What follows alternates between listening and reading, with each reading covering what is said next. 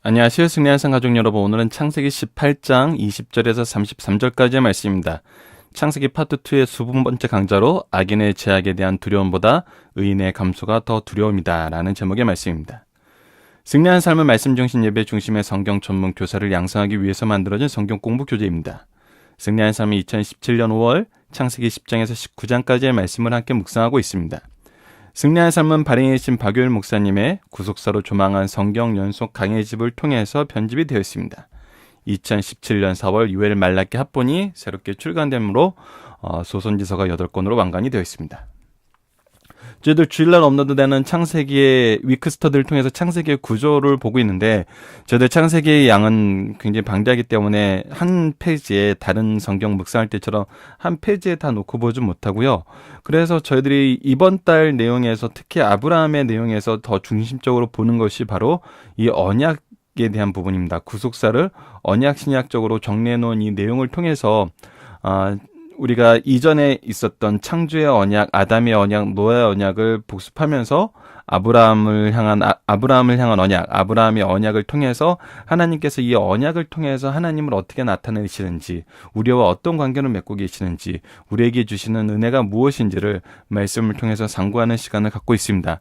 그 내용을 기초로 하여서 저희들이 이번 주에 묵상하고 있는 제목, 적용하고자 하는 내용이 뭐냐면 언약을 대하는 아브라함의 모습을 통해 우리가 가져야 될 영적 자세를 묵상해 봅시다 하면서, 어제 말씀 같은 경우는 굉장히 우리에게 중요한 부분이 있었죠. 하나님께서 우리에게 이 언약 안에서 우리를 통해서 이루시고자 하시는 것이 무엇인지 창세기 18장 17절에서 19절 말씀을 통해서 우리가 확인하는 시간을 가졌습니다. 오늘은 이제 하나님께서 이 언약 안에서 우리에게 보여주시는 모습들이 있는데, 이 언약 안에서 우리가 강구하는 자세, 우리가 가져야 될 자세, 이것은 굉장히 중요한 내용입니다.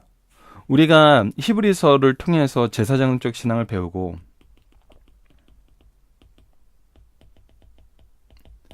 중보의 기도에 대해서 지금 굉장히 중요하게 보고 있어요. 오늘 아브라함의 모습은 바로 이 모습이에요. 하나님의 중보자의 가장 중요한 자세 중에 하나가 뭐냐면 바로 하나님의 긍휼하심을 의지하는 것입니다. 우리가 아브라함을 통해서 갖게 되는 영적 자세, 바로 하나님의 긍휼하심을 의지하는 삶. 이것이 어떠한 삶인지 우리가 오늘 본문 말씀을 통해서 또 하나씩 확인해 나가는 시간을 갖도록 하겠습니다. 자, 그럼 오늘 본문 말씀을 보도록 하겠습니다. 오늘 본문 말씀은 이제 크게 두 부분으로 나눌 수 있습니다. 이 소돔과 고모라에 대한 하나님의 이 말씀과 그 소돔과 고모라를 위해서 중보하는, 긍휼을 요청하는 아브라함의 자세, 그 이 두 내용을 한번 보도록 하겠습니다. 자, 20절입니다. 여호와께서 또 이르시되, 이제 어제 아브라함을 통해서 이루시고자 하시는 그 일이 무엇인지를 선언하시고 나서 다시 이르시되, 소돔과 고모라에 대한 부르짖음이 크고 그 죄악이 심히 무거우니. 자, 이 말씀을 통해서 우리가 이 앞부분 말씀을 한번 봤으면 하는 게 뭐냐면 바로 창세기 15장 16절 말씀입니다.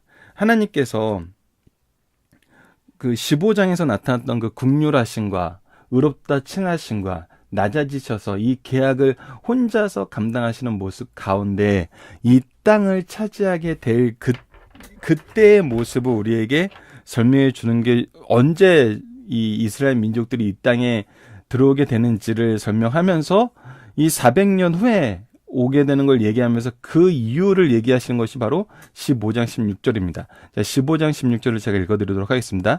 내 자손은 4대 만에 이 땅에 돌아오리니 이는 아모리 족속의 죄악이 아직 가득 차지 아니함이니라 하시더라. 즉, 아모리 족속의 죄악이 가득 차지 않아서 아직 이 땅을 너희에게 허락하지 않는다. 이 내용은 무엇이냐면 바로 하나님께서 이곳을, 약속의 땅을 주실 때 항상 무엇이 같이 이루어지냐면 하나님이 죄악에 대한 심판과 이스라엘 민족을 향한 구원의 계획이 동시에 이루어진다는 걸 볼 수 있어요. 그리고 하나님께서 이 죄악에 대해서 반드시 심판하신다는 것을 보여주고 있어요. 결국 하나님의 심판이 어떻게 드러나면서, 무엇을 통해서 드러나면서, 이 심판 이후에 하나님의 일하심을 통해서 아브라함이 이 하나님의 심판을 보면서 미래 우리를 향해 주셨던 그 미래적인 소망, 이 가나안 땅을 주시겠다는 그 미래적인 소망에 대한 또 증거로 삼으신다는 거죠. 자, 그런데 그 소돔과 고모라에 대해서 하나님께서 말씀하시는 것이 뭐냐면 부르짖음이 크고라는 이 부분이에요. 부르짖음이 크고. 이 부르짖음의 크고라는 것이 무엇으로 인하냐면 그 죄악이 심히 무거움으로 인한 거예요.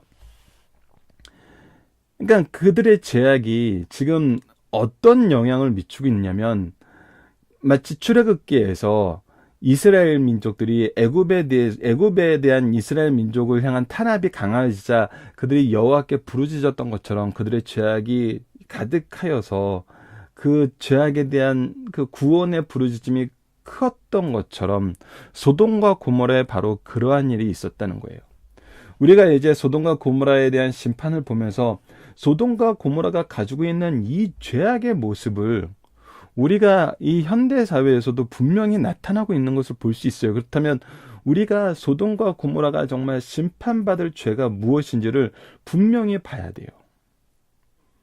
그리고 그것을 우리가 이 시대적인 눈으로, 영적인 눈으로 바라보고 이곳을 위해서 우리가 드려야 되는 기도가 무엇인지 분명히 알아야 돼요.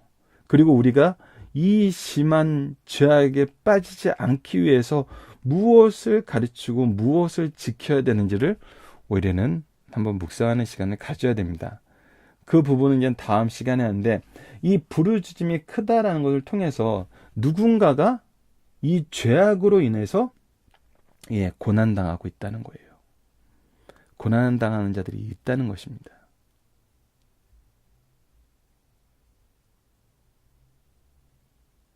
그런데 이 소돔과 고모라에 하나님께서 찾아갔을 때 나타나는 모습을 보면은 그 소돔성 안에 고난받는 자들이 있다기보다는 이 소돔과 고모라 주변 사람들이 이 고난을 당한 것을 보이고, 이 소돔과 고모라는 정말 죄악으로 똘똘 뭉친 자들의 집합이었음을 우리가 추론할 수가 있죠. 그래서 어떻게 하시겠다 그러면, 내가 이제 내려가서 그 모든 행한 것과 과연 내가 들린 부르짖은 것 같은지 그렇지 않은지 내가 보고 알려 하노라. 하나님께서 직접 이거에 대해서 심판을 하시겠다는 거예요. 저지먼트를 내리겠다는 거예요. 어제 우리가 공도를 행하는 것처럼 이 하나님의 의와 공도, 이 두 가지를 하나님께서 직접 보시겠다는 거예요. 그리고 그거에 대해서 심판하시겠다는 거예요. 심판의 때가 가까움이에요. 하나님은 항상 아브라함에게도 이렇게 말씀하시는 것 통해서 보지만 죄악을 지적하시면서 알게 하세요. 무엇이 잘못된 것인지 알게 하세요. 더군다나 여러분들 지금 현재 이 시대에 아브라함이, 우리가 다음 달에 묵상할 내용이지만, 아브라함이 막벨라 굴을 얻을 때 그 막벨라 굴 주위에서, 헤브론 주위에 사는 사람들이 아브라함에게 뭐로 칭하면 주라고 칭해요. 그러니까 이미 이 그돌라움의 연합군을 무찔렀던 그 14장의 상황 이후의 삶의 모습을 보면은 블레셋과는 굉장히 아브라함이 강해졌기 때문에 평화 조약을 맺게 되고, 그 주위의 사람들은 아브라함을 뭘로 대하냐면 자기들을 구원했던 그런 이 지역의 구원자로 보고 있거든요. 그것은 뭐냐면 아브라함의 삶의 모습, 그리고 그를 통해서 나타났던 하나님의 언약의 성취, 이것은 항상 이 지역 사람들에게 드러났어요. 특히 그돌라움의 연합군을 무찌르고 돌아왔을 때 멜기세덱을 통해서 하나님께 예배 드림으로써 이 모든 것이 아브라함이 믿는 하나님이 하신 일임을 알게 했어요. 그리고 아브라함과 아브라함의 후손들을 통해서 계속 보여줬던 건 뭐냐면, 하나님께서 그를 도우심으로 그를 축복하신다는 사실이었어요. 그것이 이삭의 때는 무엇으로 나타나냐면 바로 우물 파는 걸로 나타나요. 우물이 파졌다는 건 그곳이 생활의 거점이 되고 그곳에서 사람들이 그들의 필요를 채울 수 있는 정말 가장 핵심적인 요소가 해결받았다는 거거든요. 근데 그것을 계속 뺏어요, 사람들이. 근데 이삭은 그거에 대해서 잠잠히 옮기면서 또 파지면 또 나와요. 이것은 하나님께서 하시는 일이라는 걸 분명히 사람들에게 드러내서 사람들로 하여금 인정하게 만들어요. 하나님께 복받은 자라는 것을. 하나님이 함께하는 자라는 것을. 그러니까 이 시대에 분명히 하나님의 기준과 하나님의 의의 뜻이 아브라함을 통해서 선포되고 선언되고 있던 시대예요. 무엇이 악인지 아는 시대예요. 여러분들 이 시대가 아무리 타락했다 그래도 무엇이 하나님의 의고 무엇이 하나님의 공도인지를 사람들은 알 수 있는 시대예요. 그리고 그거를 알려주는 통로로 바로 아브라함을 세우셨던 것처럼 우리를 세우셨다는 거거든요. 그래서 그것을 이젠 선악간에 분별하는 시기를 소돔과 고모라를 통해서 보여주신다는 겁니다. 그리고 그들의 죄악은 만연하여서 때가 가까웠다는 겁니다. 그것을 확인하러 가세요. 확인하고 그 당시 그들이 가졌던 모습들이 그대로 나타나죠. 그 사람이 거기서 떠나 소돔을 향하여 가고 아브라함은 여호와 앞에 그대로 섰더니, 그래서 이제 하나님과 같이 했던 수행자들은 보내고 아브라함은 여호와 앞에 그대로 서 있어요. 근데 이제 아브라함이 이제 23절부터가 이제 우리가 또 두 번째 파트가 시작되는 부분입니다. 아브라함이 가까이 나와 이르되 주여 의인을 악인과 함께 멸하려 하시니까 그 성중에 의인 50명이 있을지라도 주께서 그곳을 멸하시고 그 50의인을 위하여 용서하지 아니하시라니까. 자, 하나님의 심판이 이루어지는데 제 아브라함이 걱정하고 염려하는 건 누구예요? 바로 롯이에요. 롯뿐만 아니라 여러분들 롯이 아브라함과 헤어질 때 그 상황을 보세요.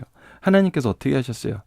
아브라함에게 하나님께서 언약을 주시고 그 언약을 의지하여 가나안 땅에 들어와서 하나님께서 주신 언약대로 함께 예배드리고 그 언약을 계승할 것을, 그 언약을 의지할 것을 모든 자기의 가족과 권속들에게 알릴 때 롯이 있었고 롯의 가족이 있었고 롯의 권속들이 있었어요. 하지만 그들이 소유가 많아지자 롯은 하나님의 언약을 계승하는 자로서 아브라함을 통해서 이 언약을 계승하는 자로서 서기보다는 자신의 소유를 더욱더 늘리는 방법이 무엇인지를 찾아서 떠났어요. 그것이 바로 이 소돔으로 오게 됐어요. 죄악 세상으로 오는 거였어요. 그가 소유에 집착하자 그는 죄악으로 달려갈 수밖에 없었어요.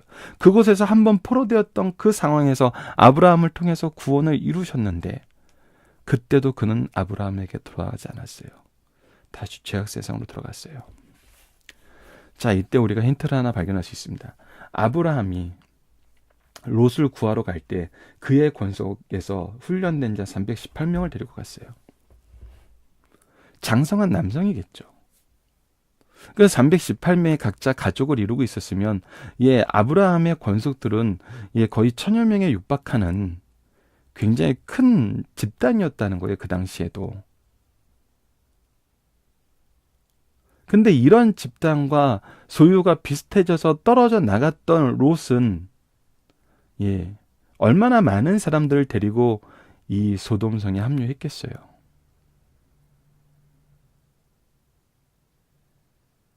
그러니까 그들이 원래 롯의 가족으로서 롯의 권속으로 있던 자들이 아브라함과 비슷했을 거라고 볼 때는, 그래서 분리됐던 것을 볼 때는 아브라함이 지금 이 50이라고 얘기하는 것이 전혀 근거가 없는 것이 아니라는 거예요.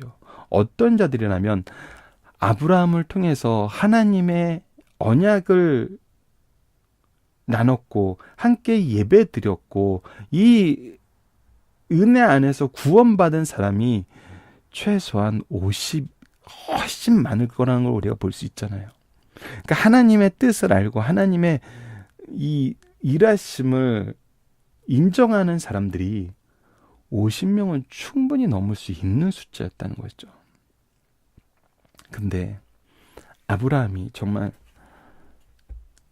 그 인원 가운데 이제 우리가 작게 잡아도 318명의 사병을 가지고 있던 아브라함과 갈라섰던 이 롯의 모습을 봤을 때는 그가 정말 318명만 가지고 있고 그 안에 배우자들 한 명만 둬도 600명에 가까운 사람은 있다고 생각하면은 그거를 이제 작게 잡아서 500명이라고 봤을 때는 근데 되게 이것이 작아졌을 거라고 볼 수 없는 것이 아브라함이 모두 구출해 왔거든요. 모두 구출해 왔던 것을 볼 수 있잖아요. 그러니까 50명이라고 얘기한 건 정말 10분의 1 정도예요. 10분의 1보다도 더 작은 수라는 거죠. 그 정도는 말씀을 지키고 있겠지. 말씀을 지키고 있겠지. 그런 상황에서 지금 하나님께 부탁하는 겁니다. 그 50의인을 위해서 용서하지 않으실까? 주께서 이와 같이 하사 의인을 악인과 함께 죽이심 부당하오매 의인과 악인을 같이 하심도 부당하나이다. 세상 심판하신 이가 정의를 행하실 것이 아니니까. 하나님의 공의를 의지하는 거예요. 하나님께서 조금이라도 용서의 의미를 둘 수 있는 자들, 하나님을 알고 하나님을 주인으로 삼는 그들이 비록 그 소돔과 고모라 성에 빠져서 하나님을 멸시하고 하나님의 심판의 이 어미하심 앞에 놓이게 되는 상황이지만 그래도 하나님 그들을 기억해 주셔야죠. 기억해 주시기를 간구합니다. 여러분들, 아브라함이 지금 얘기하는 것은 이미 우리가 상황을 알잖아요. 롯의 상황이 드러나잖아요. 그가 하나님의 구원을 경험하고도 하나님의 권속으로 사는 것보다는 소돔에 사는 것을 더 즐거워했어요. 그래서 다시 돌아갔어요. 그러니까 그들이 지금 현재 가지고 있는 것은 하나님 제일이라는 그 신앙은 이미 사라진 상태예요. 오직 하나님의 긍휼하심에 근거하여 그래도 하나님을 기억하는 사람들이 있지 않겠습니까? 아주 작은 것에 아브라함은 지금 모든 것을 간구하고 있는 거거든요. 하나님을 기억하는 것만으로도, 하나님의 말씀을 기억하는 것만으로도 하나님 용서해 주시길 바랍니다예요.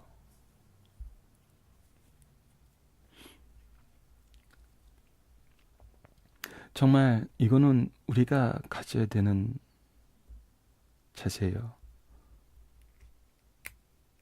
우리가 어린 시절에 신앙생활을 하는 사람들을 향하여 해야 되는 기도 중에 하나예요. 우리가 신앙생활 열심히 하다 떠나가는 사람들, 오히려 떠나갔던 사람들이 하나님을 더욱더 멸시하고 더욱더 공격할 때 우리는 가끔 때로는 그들의 심판이 속히 오기를 기도하는 경우가 있어요. 그들을 저주하는 기도를 하는 경우가 있어요. 그러나 여러분들, 그러기보다는 그들이 그래도 하나님을 알지 않습니까? 하나님을 인정했던 사람이 아닙니까? 용서하시고 회복시켜 주십시오라고 기도하는 거거든요. 심판 이후엔 아무것도 없어요. 심판 이후엔 아무것도 없어요. 그렇기 때문에 이미 그때가 오기 전에 하나님께서 다시 한번 긍휼을 베풀어 달라는 거예요. 여호와께서 이르시되 내가 만일 소돔 성읍 가운데 의인 50명을 찾으면 그들을 위하여 온 지역을 용서하리라. 바로 이것이 하나님이에요. 이것이 그들을 위하여예요. 그들을. 하나님이 행하시는 심판의 모습이거든요. 하나님이 이 세상을 통치하시면서 이 세상을 운영하실 때 보는 거예요. 항상 하나님의 이름을 기억하는 자들이 하나님께서 중심으로 보시는 거예요. 심판의 유무를 결정할 때도 그와 같아요. 아브라함이 근데 이것이 여러분들 얼마나 우리 마음을 아프게 하는 것인지 보십시오. 50명 자체도 굉장히 작게 잡은 거예요. 굉장히 작게 잡은 거예요. 그런데도 아브라함이 알아요. 죄악의 무서움을 알아요. 이 소돔과 고모라의 소문을 알아요. 그래서 50명의 의인 중에 5명이 부족하다면 그 5명이 부족함으로 말미암아 온 성을 명하리까 이르시되 내가 거기서 45명을 찾으면 멸하지 아니하시리라. 첫 번째 강구하고 두 번째 강구했어요. 다시 세 번째 강구예요. 세 번째 강구예요. 아브라함이 또 아래 이르되 거기서 40명을 찾으시면 어찌하리실까 이르시되 40명으로 말미암아 멸하지 아니하리라. 네 번째 강구예요. 아브라함이 이르시되 내 주여 노하지 마시옵소서 거기서 30명을 찾으시면 어떻게 하시리이까 내가 거기서 30명을 찾으면 그리하지 아니하겠다 이요. 그리고 나서 다섯 번째 다시 강구합니다. 아브라함이 또 이르시되 내가 감히 죽게 아니하나이다 거기서 20명을 찾으시면 어찌하려나 하실까 이르시되 내가 20명으로 말미암아 노하지 아니하리라. 다시 여섯 번째 강구합니다. 아브라함이 또 이르시되 주는 노하지 마시옵소서 내가 이번만 더 아뢰리다 거기서 10명을 찾으시면 어찌하리실까 하시나이까 이르시되 내가 10명으로 말미암아 멸하지 아니하겠다. 여러분들 우리가 두려워하는 부분이 바로 이 부분이에요. 바로 이 부분이 두려움이에요. 아브라함이 가진 영적인 두려움이 뭐였어요? 악인의 죄악에 대한 두려움보다 의인의 감수가 그에겐 더 큰 두려움이었어요. 왜? 하나님께서는 의인을 기준에 두시고 일하시거든요. 의인을 기준에 두시고 일하세요. 우리가 이 시대에 어제 말씀에서 보여줬던 것처럼 하나님이 쓰시는 인물로 됐을 때 우리는 무엇을 기준으로 살아야 되냐면 내가 이 남겨진 의인이 되길 위해서 살아야 돼요.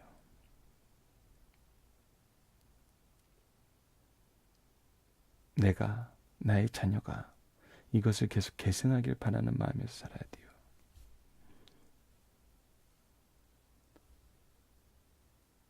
이것이 정말 두려움이에요. 그래서 그 기준이 되는 교회와 가정이 바로 이 기준을 봐야 돼요. 이 기준을. 어제 말씀처럼 하나님의 말씀이 전해지고 하나님의 의가 무엇인지 알게 되고 하나님의 공도를 바로 분별하는 이것을 통해서 삶을 보는 모습이 우리의 교회와 가정에서 이루어지고 있느냐를 봐야 돼요. 더 이상 우리 교회와 가정에서 이것이 사라지고 있다면 이거는 정말 큰 위기예요.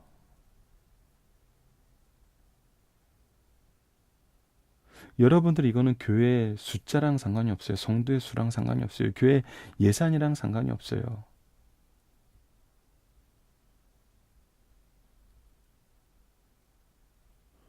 아주 작은 곳이라도 바로 이러한 곳이 하나님께서 기준을 두시고 보시는 곳이라는 거예요.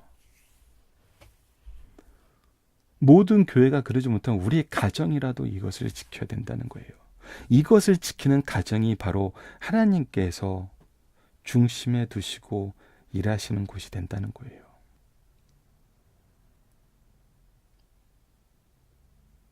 그것이 기독교의 명문가이고 그런 곳에서 쓰임받는 사람들이 바로 구속사의 능력 있는 일꾼들이란 겁니다. 하나님은 이 말씀을 기준으로 사는 그런 가문을 지금 찾고 계세요. 그리고 그들을 위하여 모든 것을 결정하세요.